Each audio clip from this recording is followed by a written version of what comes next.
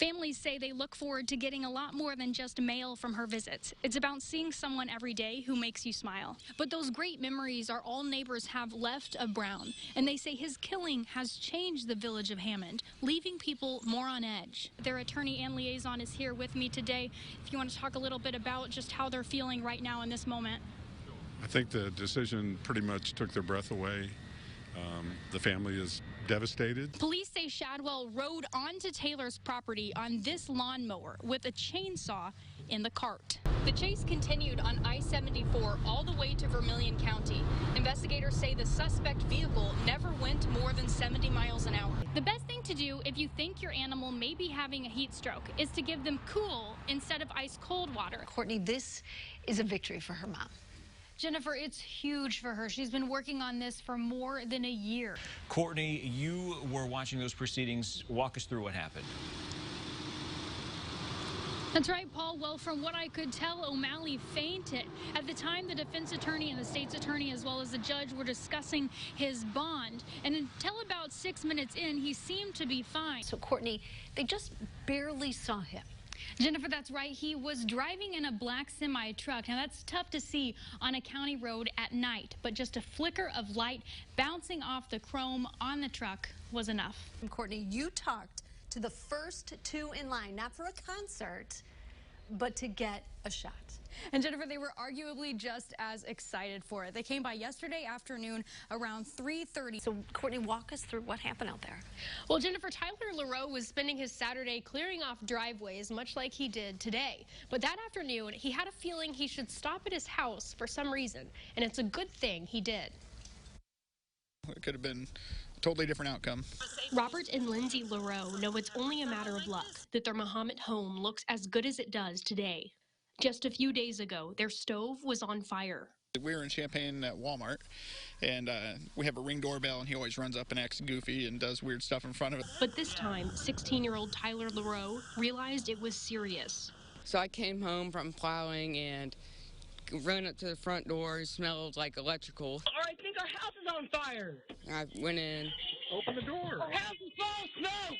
All of the family's 3 cats and 5 dogs were inside. I got all of my dogs out besides one, my new puppy. First responders helped get the other animals to safety. We were very, very fortunate. You know, quick reaction by Tyler, quick reaction by the Corn Belt Fire Department getting here. The fire left a lot of smoke damage and ruined some appliances. We had a pizza pizzazz, and it caught on fire, and then just microwave and everything, just put the black soot everywhere. But Robert knows they might not have a home to fix up if a few people, including his own son, hadn't rushed into action. A huge thank you to the Corn Belt Fire Department and the Mahomet Police Department. And I feel grateful. I'm happy to have my dogs and, you know, obviously my kid. You know, he's extraordinary to go back in and do what he did. He didn't have to do that. And Courtney, you talked to her. How is she doing? Well, Jennifer, she's just trying to move on from the nightmare she went through. Madison Harper was trapped inside her home, wondering if she'd live to see the next day. She didn't want to go on camera with her injuries, but still wanted to share her story. Pretty sure my body went numb. I had no feeling. Some say every day is a gift. But for Madison Harper, that reality is even clearer. The 28-year-old ended things with her ex, Lamont Jackson, 2 years ago. They have 2 kids together, and they were staying with him on February 12th. Later that evening, he had texted me and asked me if he had got a babysitter, would I would meet him to have a couple of drinks, and I told him no. But a few hours later, he broke into her house. I just heard a really big bang, like it was, I had no idea what it was. All I seen was a red laser from his gun coming straight at me, and he just came in and asked me if I thought it was a game. Your relationship is what he meant? I guess, I don't know, he had been trying to get back with me, and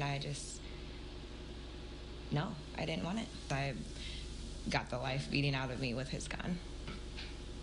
He broke my cheekbone, he got two spots on my head.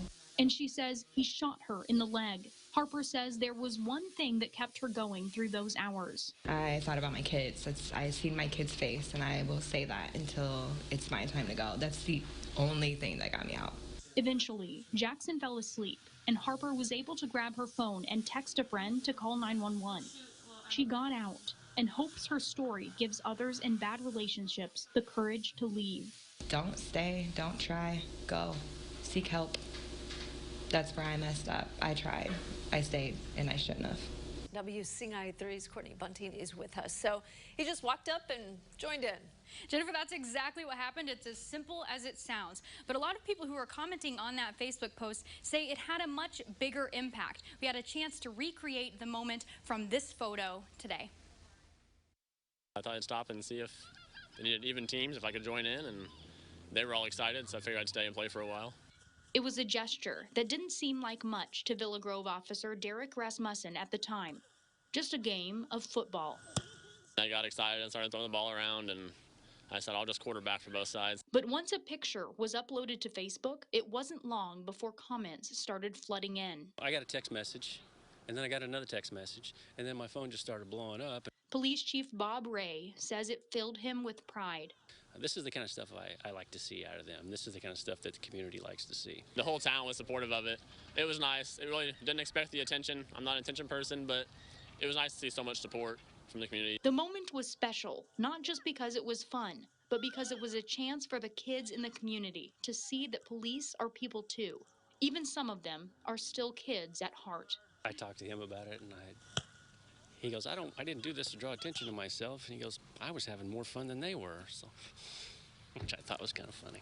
Which is probably true also. I told these guys when I first hired them, I said, we're going to be visible. We're going to be out in the community. People should see that car. People should see you.